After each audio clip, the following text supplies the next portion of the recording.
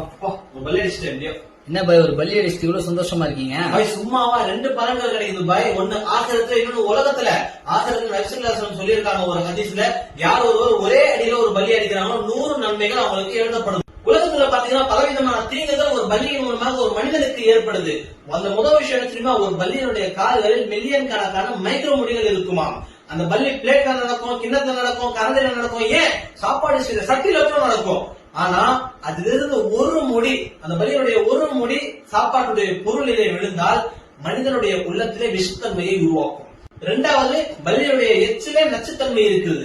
3வது பல்லியனுடைய அந்த மலம் ஜலம் இருக்குது, அதுல பாக்டீரியாக்கள் இருக்குது. அந்த பாக்டீரியாக்கள்ல ஒரு மலம் ஜலம் நம்முடைய உணவிலே விழுந்தால் மனிதனுடைய உடலிலே பலவிதமான நோய்கள் உருவாகுவதற்கு காரணமாகிவிடும். இப்போ தெரியுதா எதுக்கு நான் பல்லி அடிக்கிறேன்னு? நீங்களும் கமெண்ட்ல சொல்லுங்க, யார் யார் உங்களுடைய வீட்டுல பல்லி அடிக்கிறீங்க, முக்கியமா யார் விஷ பல்லி அடிக்கிறத சந்தோஷப்பட்டு அடிக்கிறீங்கன்னு கமெண்ட்ல சொல்லிட்டு போங்க.